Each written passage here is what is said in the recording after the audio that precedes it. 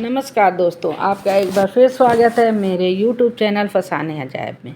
आइए सुनते हैं अमृता प्रीतम द्वारा रचित उपन्यास नागमणि का अगला भाग, मेरी यानी डॉक्टर वंदना की आवाज़ में।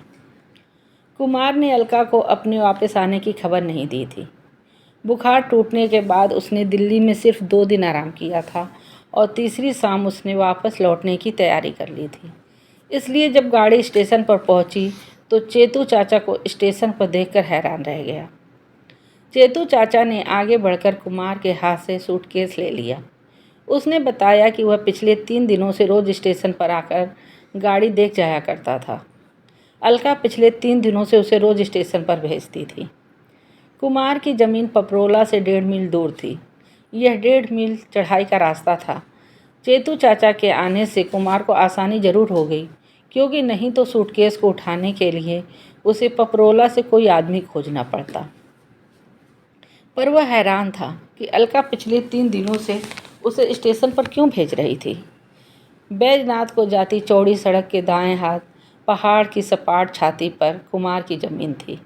बाएं हाथ की पगडंडी उतरने से पहले ही सड़क पर से ज़मीन का बहुत सा हिस्सा नजर आने लगा था।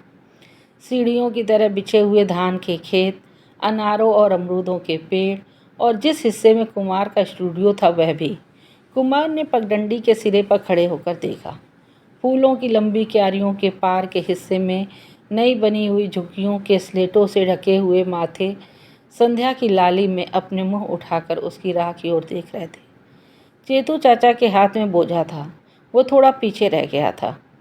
कुमार ने कुछ देर उसकी इंतज़ार की, पर फिर उसके पांव बरबस पगडंडी उतरने लगे। कुमार जब झुग्गियों के पास पहुंचा तो उसे एक झुग्गी के दरवाजे में से आग जलती नजर आई। दरवाजे की चौखट पर पहुंचकर उसका दिल इतना धड़कने लगा कि वह 1 मिनट के लिए वहाँ का वहाँ रुक गया। झुग्गी में बैठी अलका ने शायद उसके पैरों की आवाज़ सुन ली थी। वह चौखट पर आ गई। इस समय अगर कोई ऊंची पगडंडी से इस झुग्गी की तरफ देखता तो उसे लगता कि झुग्गी की चौखट में किसी ने 2 बुत गढ़कर रख दिए हैं। झुग्गी के अंदर बाई दीवार के साथ एक कच्ची उचान थी। उचान पर ऊन का एक पहाड़ी गलीचा बिछा हुआ था। उचान के सामने एक पेड़ का एक चौड़ा छीलदार कटाव पड़ा हुआ था, जिस पर एक सरसों के तेल का दिया जल रहा था। दीवार के कोने में मिट्टी की अंगीठी में 3 मोटी मोटी लकड़ियां जल रही थीं। जलती हुई लकड़ियों की रोशनी अलका की पीठ की तरफ थी, इसलिए अलका के मुंह पर से यह नहीं दिख रहा था कि उसके चेहरे पर कितने रंग आए थे और कितने रंग गए थे। सड़क से उतरकर पगडंडी पर खड़े हुए जैसे कुमार के पैर बरबस चल पड़े थे, कुमार की बाहें भी बरबस आगे बढ़ गईं और आगे बढ़कर अलका को अपने साथ लगा लिया। अलका ने कुमार को जब मिट्टी की उचान पर बिठाया तो कुमार का मुंह आग की रोशनी की तरफ था। अलका ने नज़र भर कर देखा और कुमार के कंधे पर हाथ रखकर पूछा, बीमार रहे क्या? तुम्हें किसने बताया?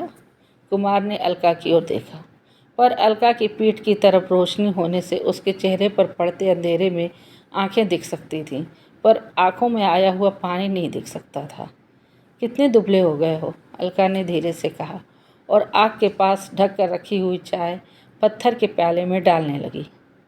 सिर्फ 2 दिन बीमार था, ज़्यादा दिन नहीं, कुमार ने कहा और हल्का के हाथों से चाय का प्याला लेकर पूछा, पर तुम कैसे जानती थी कि मैं वापस आ रहा हूँ?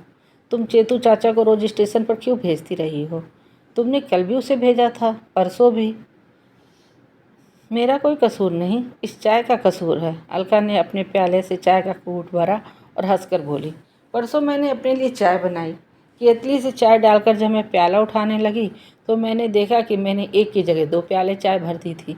मुझे लगा कि आप आ रहे हैं। मैंने चेतू चाचा को स्टेशन पर भेज दिया। कुमार को लगा कि उसकी आंखों में उतरा हुआ पानी उसके चेहरे पर दिखने लगेगा। जैसे भी बना हंसकर बोला, तुम में और गांव की उस अल्हड़ छोकरी में कोई फ़र्क नहीं, जिसकी परात में आटा गूंथते समय अगर आटा उछल जाए तो समझ लेती है कि आज कोई पहुना आएगा। असल में मैं 4 दिनों से डरी हुई थी। क्यों? क्योंकि मुझे एक सपना आया था। सपने में आपने मुझे बड़ी आवाज़ें दी। आप आवाज़ें देते गए और मैं सुनती गई। मैं जहाँ से भी गुजर कर आपकी तरफ आने लगूँ, सामने लोहे का एक जंगला आ जाता था। शायद मुझे स्टेशन का ख्याल रहा हो। स्टेशन पर जैसे जंगले लगे रहते हैं वैसा ही एक जंगला हर मोड़ पर आ जाता था। आप इस तरह आवाज़ें देते जा रहे थे जैसे आपको मेरी बड़ी ज़रूरत हो। आवाज़ें सुनते सुनते मेरी नींद खुल गई। अलका। सवेरे उठकर मेरे दिल में आया कि मैं दिल्ली चल दूँ, पर मैं जानती थी कि आप नाराज़ होंगे। मुझे सचमुच तुम्हारी बड़ी ज़रूरत थी। कुमार ने हाथ में पकड़ा हुआ प्याला दिए के पास पेड़ के कटाव पर रख दिया और अलका को कसकर अपने गले से लगा लिया। क्या ज़रूरत पड़ गई थी मेरी? बड़ी ज़रूरत थी। दर्द होने लगा था, बुखार हो गया था, इसीलिए। बाहर कोई आया है। चेतू चाचा होगा। कुमार उठकर झुग्गी से बाहर आ गया। चेतू चाचा सूटकेस ज़मीन पर रख रहा था। कुमार ने उसे सूटकेस दूसरी तरफ करके कमरे में ले जाने के लिए कहा और साथ ही कहा कि वह हरिया को खाना बनाने के लिए कह दे। कुमार ने झुग्गी में लौटते हुए देखा कि झुग्गी की दीवार पर अलका ने एक बहुत बड़ी तस्वीर बनाई हुई थी। काली लकीरों में एक मर्द का चेहरा था और लाल रंग की लकीरों में एक औरत का। मर्द की पीठ की तरफ एक सूरज था, पर सूरज का ज़्यादा हिस्सा अंधेरे से ढका हुआ था। औरत की पीठ की तरफ एक सूरज था, पर सारे का सारा सूरज रोशनी से भरा हुआ था। मर्द की आंखें खुली थीं और सतर्क होकर दुनिया की ओर देख रही थीं। औरत की दोनों आंखों पर मर्द की छाया लिपटी हुई थी। कुमार काफ़ी देर दीवार की तरफ देखता रहा और आग की रोशनी में अलका के चेहरे की तरफ देखने लगा। अभी मेरे पास इतना हुनर नहीं कि बहुत अच्छे बना सकूं। हुनर की तरफ कुमार का इतना ध्यान नहीं था। वो ख्याल को देख रहा था। दीवार के जिस हिस्से में मर्द का बुत था उसके पीछे बहुत कम जगह थी, जैसे वो बहुत थोड़ा रास्ता चलकर आया हो। पर अलका ने जिस राह पर औरत को आते दिखाया था वो रास्ता बहुत लंबा था। उस रास्ते पर गहरे लाल रंग बिछे हुए थे, जैसे उसका रास्ता जिज्ञासा और तलाश से सराबोर हो। पर मर्द का रास्ता दलीलों से भरा हुआ था। उसके रास्ते पर अलका ने मानसिक उलझाव की गहरी छायाएं डाली हुई थी। कुमार ने अलका को बाहों में लेकर उसका माथा चूमा और बोला, तुम्हारी इस औरत को प्रणाम करने को जी चाहता है। अलका ने कुमार के कंधे पर सर रखकर आंखें बंद कर लीं और शायद कान भी बंद कर लिए, क्योंकि कुमार के मुंह से बात सुनने के बाद उसे और कुछ सुनने की ज़रूरत नहीं रहती थी। जानती हो, मैंने इस जगह का नाम चक नंबर 36 क्यों रखा था? ये नाम आपने रखा था? हाँ, पहाड़ों में गांव के नाम नंबरों पर नहीं होते, शायद औरों भी कहीं नहीं होते, परंतु हमारे गांव का नाम था चक नंबर 36। साल भर के अरसे में जब मेरे माँ बाप मर गए तो हमारी सारी ज़मीन चाचा ने हथिया ली। मैं तब बम्बई आर्ट स्कूल में पढ़ता था। आपने लौटकर ज़मीन का कुछ नहीं किया? हाँ, एक बार गया था, पर ज़मीन का झगड़ा निपटना मेरे बस की बात नहीं थी। वैसे भी हमेशा के लिए गांव में रह नहीं सकता था, मुझे शहर में ही रहना था। कई सालों के बाद मेरे पास कुछ रुपए जमा हो गए तो मैंने यहाँ आकर ये ज़मीन खरीद ली, जैसे चक नंबर 36 की ज़मीन लौटा ली हो। तब मुझे ऐसा ही महसूस हुआ था, इसलिए इसका नाम चक नंबर 36 रखा था। पर फिर कभी इस बात का ख्याल नहीं आया। आज तुम्हारी झुग्गी में खड़े खड़े मुझे इस तरह महसूस हुआ है जैसे मैं उस गांव में उसी घर में खड़ा हूँ। इसके साथ कोई तुलना नहीं उसकी। पर मेरी माँ ने कमरे में इस तरह एक चारपाई पर एक फुलकारी बिछाई हुई थी। कमरे की दीवार पर उसने लक्ष्मी की तस्वीर बनाई हुई थी। आज इस दीवार की ओर देखते हुए मुझे लगा जैसे मेरी माँ की बनाई हुई लक्ष्मी वहाँ से चलती चलती आज यहाँ आ गई हो। इस तरह की पिघली सी बातें करना कुमार की आदत नहीं थी। अलका इन बातों में भीगी हुई चौंकती जा रही थी कि अभी अगर कुमार को इस बात का ध्यान आ गया तो वह जल्दी से अपनी पुरानी आदत को लौट लाएगा और अपने मन पर लोहे की परत चढ़ा लेगा। इसीलिए अलका ने उसका हाथ पकड़ा और बोली, चलिए खाना खा लें। तुम अब यहीं रहती हो क्या, या गांव में जाया करती हो? यहीं, वो कमरा मैंने छोड़ दिया है। मुझे दूसरी झुग्गियाँ नहीं दिखाओगी? खाना खा लीजिए, फिर लौट कर दिखा दूँगी। तुमने ये बिजली नहीं लगवाई? झुग्गियों का माहौल ना बनता ना तब।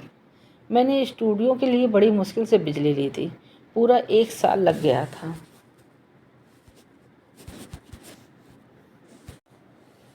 वहाँ ज़रूर चाहिए थी, पर यहाँ तुम्हें रात को डर नहीं लगता? चारों ओर उजाड़ है। इन दिनों सिर्फ 2 बार डर लगता था, पर वह उजाड़ की वजह से नहीं लगता था। मुझे 2 बार ऐसे सपने आए थे कि मैं बहुत डर गई थी। क्या? एक मैंने आपको अभी सुनाया, जब आप सपने में मुझे आवाज़ें दे रहे थे। और इससे 7-8 दिन पहले भी आया था। 7-8 दिन पहले?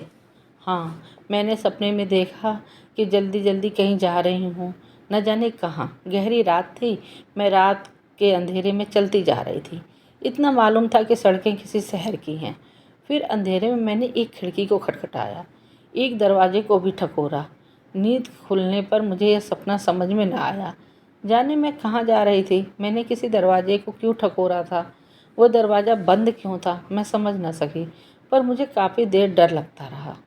अलका से लिपटा हुआ कुमार का हाथ कांपने लगा और उसके मुंह से निकला, यू डेविल। अलका ने कुमार के चेहरे की ओर देखा और बोली, मेरा ख्याल था कि अब तक मुझे डेविल कहना भूल चुके होगे। कुमार ने शायद अलका की बात नहीं सुनी। उसने अलका का हाथ पकड़कर उसे गलीचे पर बिठाया। उसके दिल में आया कि वह अलका को दिल्ली की उस रात की बात सुना दे, जिस रात वह कांता के साथ बैठा हुआ था और उनकी खिड़की पर अलका की परछाई पड़ी थी और उसके दरवाजे पर अलका के पैरों की आवाज़ आई थी। पर कुमार के अपने होठ इस तरह भींच लिए जैसे कहीं उसके मुंह से बात न निकल जाए। उसने बात बनाने की जगह अलका से एक बात पूछी, तुमने उस दिन अपने हाथों में चूड़ियाँ भी पहन रखी थीं? अलका समझ न पाई और अपनी दोनों बाहें बढ़ाकर बोली, मैंने उसी दिन नई चूड़ियाँ चढ़ाई थी, शायद एक दिन पहले ही पहनी थी। बात को मन ही मन झेल पाना कठिन था। कुमार उसे झेलना चाहता था, उसके अपने होठों में समा नहीं रही थी। उसने अपने होठों को अलका के होठों से इस तरह लगाया जैसे वह होठों को नहीं, उस बात को चुप करा रहा हो। कुमार ने दिल्ली में रहने से सोचा था कि अब उसके जिस्म की भूख उसे कभी नहीं सताएगी। उसने तजुर्बा करके देखा था। कांता उसके बिस्तरे से लौटी जा रही थी, पर कुमार को उसकी भूख ने कुछ नहीं कहा था। अलका की सास ने कुमार के जिस्म में सोई हुई आग को मालूम नहीं किन फूकों से जगा दिया। कुमार को लगा कि उसका अंग अंग जल रहा था। कुमार ने झुंगी का दरवाज़ा भिड़का दिया। कोने में जलती लकड़ियों में एक और सूखी लकड़ी रखी थी और जिस समय उसने अलका के जिस्म कपड़े उतार कर अपने से लगाया, उसे लगा कि यह झुग्गी एक आग का तालाब थी और वह उसमें नहा रहा था। कुमार दिल्ली वाली जो बात अलका से नहीं कहना चाहता था, अलका के पास से उठकर कपड़े पहनते हुए उसे लगा कि उसने वह बात अलका को अपने रोम रोम की ज़बान से कह दी थी। कुमार और अलका ने जब कुमार के कमरे में जाकर खाना खा लिया तो कुमार ने हरिया को एक लालटेन जलाने के लिए कहा और अलका से बोला, चलो दूसरी दोनों झुग्गियाँ भी देखें। तीनों झुग्गियाँ एक सीध में नहीं थीं। एक का मुँह फूलों की क्यारियों की तरफ था, एक का पहाड़ की खाई की तरफ और एक मकई के खेत की तरफ। तीनों की पीठ से लगा हुआ एक साझा आंगन था। हर एक के दरवाजे के सामने एक चौड़ा बरामदा था जो स्लेटों की छत से ढका हुआ था, जो एक झुग्गी के सामने से घूमकर दूसरी झुग्गी के सामने से होकर तीसरी झुग्गी के सामने जाता था। इसी बरामदे में से गुजरकर कुमार ने दूसरी झुग्गी का दरवाज़ा खोला और हाथ में पकड़ी हुई लालटेन की रोशनी में झुग्गी को देखने लगा। पहली झुग्गी की तरह इस झुग्गी की खिड़की भी ताड़ के पत्तों से ढकी हुई थी। लकड़ी की एक चिटकनी से खिड़की बंद की हुई थी। इसे खोलने के लिए सांकल की जगह कौड़ियों की एक डोरी बांधी हुई थी। बैठने के मिट्टी की एक उचान इस झुग्गी में उसी तरह थी जैसे पहली झुग्गी में कुमार ने देखी थी, पर दीवार में ऊंचे नीचे कितने ही आले थे और हर एक आले में एक एक दिया रखा हुआ था। अगर ये सारे दिए जला दें तो? कुमार ने इतना उमड़ कर कहा कि आवाज़ उसकी अपनी नहीं लगती थी। शायद इसीलिए अलका ने कोई जवाब न दिया। कुमार ने लालटेन की रोशनी दूसरी दीवार पर डाली। सारी दीवार पानी की लहरों से ढकी हुई थी। चूने में नीला थोथा मिलाकर अलका ने पानी की ये लहरें बनाई थीं। कुमार ने ध्यान से देखा। पानी की भरी हुई छाती में अलका ने एक लकीर खींची हुई थी। लोग कहते हैं पानी में रेखा नहीं खिंचती। आप ये कहते हैं? नहीं, मैं नहीं कह सकता, क्योंकि मैं इस लकीर पर पाँव रखकर खड़ा हुआ हूँ। अलका हंस पड़ी। मुझे नहीं मालूम तुमने यह लकीर क्यों खींची है, पर मैंने इसका अपना ही अर्थ निकाला है। क्या? मेरे अपने मन में एक लकीर लगी हुई है। लकीर की एक तरफ बड़ा डंडा पानी बह रहा है और एक तरफ बड़ा गर्म। एक और मोहब्बत, एक और नफ़रत। अलका जी, मैं ये कहना चाहता था पर कहा नहीं। तुमने खुद ही कह दिया। जाने मेरे अंदर ये क्या है। मैं तुम्हें प्यार भी करता हूँ और तुमसे नफ़रत भी। मैं जानती हूँ। मैं एक पतली सी लकीर पर खड़ा हुआ हूँ। मालूम नहीं किस समय और किस तरफ मेरा पाँव फिसल जाए। अलका ने कुछ न कहा। कुमार ने लालटेन वाला हाथ नीचे किया और झुग्गी से बाहर आकर दूसरी झुग्गी की तरफ बढ़ा। उसमें कुछ काम रहता है, अलका ने कहा। कुमार पीछे लौटने लगा तो उसने अलका से कहा कि अगर उसे यह झुग्गी में अकेले डर लगता हो तो वो कुमार के कमरे में चली आए। मैं यहाँ अपनी झुग्गी में ही सोऊंगी। अलका ने अपनी पहली झुग्गी का दरवाज़ा खोला और दिए में तेल डालकर उसकी बत्ती को ऊंचा कर दिया।